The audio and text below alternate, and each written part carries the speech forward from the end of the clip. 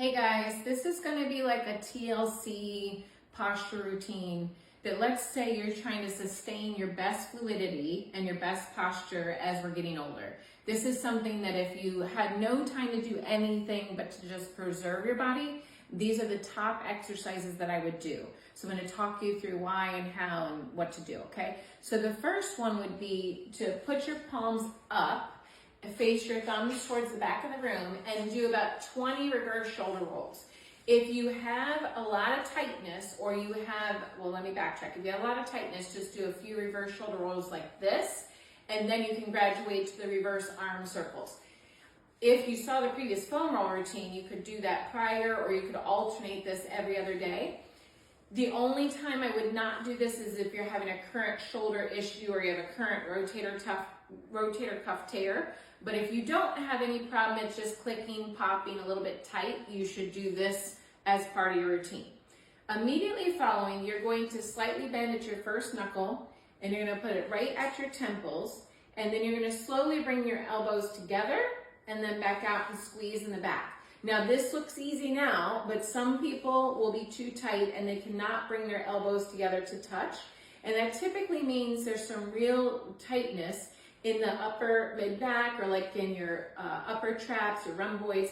And as you go through, you're going to help pump in new blood and push out stagnant blood, and it's going to get things more mobile. As you go through, these are called elbow curls. It's going to start loosening up the area, and it helps prevent like headaches or rotator cuff tears from people putting on their seatbelt in the car. And when I'm doing this, even this reverse shoulder roll, it helps prevent internally rotated shoulders. And the shoulder joint can remember 16,000 different positions, but because we're always driving and typing and sitting, it sometimes forgets how well it can rotate. So if we start with the reverse shoulder rolls, go to the reverse arm circles, then go to the elbow curls, that starts to loosen everything up. If you have anywhere in your house that you can stretch your calf muscles, I would do that next. This is a slam board that somebody makes for us. You can order some on Amazon too. But what you would do is you would either keep your feet on the floor and prop your toes up, or you can climb up here if you have non-slip shoes. And for about 1 to 3 minutes, you're going to stretch your calf muscles. Note if one of them feels tighter than the other, you're trying to create symmetry. If the calves get too tight, they can cause like your toes to curl up, causing hammer toes, plantar fasciitis. It can cause like a hip hike. So and it even can cause neck pain, because when the muscles are too tight, it actually causes compression in the neck. So again, this is preventative and helping you if you currently have a problem. If you already have like plantar fasciitis or limited ankle movement, you might not be able to do this right now. You can post questions if you need to. So again, 1 to 3 minutes here. Then if you have anywhere that you can stretch your thigh muscles, I'm going to show you a couple of things. And again, if something feels too uncomfortable, skip the one I'm showing you and then move on to the next one. But this is going to be a different way of doing a quad stretch. So I'm bringing this here for balance. Not all of you are going to need this, but if you can find something like a countertop or the edge of a couch or a chair that's slightly high, you're going to put your foot behind you and you're going to press your pelvis forward to stretch the quadricep. If you get a cramp in your hamstring, bring your leg down, shake it out. It will happen, it could happen twice. The third time it will normally not be there. You'll be able to stretch your quad. If you've had any recent knee or hip surgery, you might not be able to do this. But as a whole, you're going to bring this back, and in about 30 seconds, you're going to feel a stretch. If you feel it in your lumbar or your hamstring, stop, try it again. If you feel it in your back, it means it's not ready yet, okay? You can't do this yet, and that's okay. And then you're going to do the other side. If you feel one side is tighter than the other, you're going to do a 2-to-1 ratio, like left, right, left, okay? And so let's say my left was tighter than my right, I would do left, do the right, then back to the left. So you're going to hold that. I'm trying to think what else for you with this one. Some of you are going to be so tight that it's going to take a little bit to get your leg back here, or you're going to be like this and you're going to be like, oh, this is killing me, but it's going to get easier each time. If it's also too short and tight, you can take like a massage stick and you can roll out the tissue first, or like kind of do what's called a brushing massage, loosen the muscle, and then go back to the stretch. It's going to stretch much more effectively, okay? Immediately following this quad stretch, what you're going to do is you're going to lay down either on your bed or on the floor, and you're going to do what's called ankle circles. You're going to rotate your ankle inward 10 times, and you're going to rotate it outward 10 times. And what we're doing is making sure that joint stays fluid, because if your ankles get too stiff, your knee gets too mobile, and the knee is supposed to be more stable, okay? So we're trying to keep up with the ankle rotations. Some of you are gonna look like this, like shaky, but eventually you will get this back. You do not want your whole lower leg to be moving when you rotate. You want the ankle to move independently of your lower leg muscles, okay? And then I want you to do a few point flex, because you want to keep up with that mobility, okay? When you're done with this one, of course, you're gonna go to the opposite one.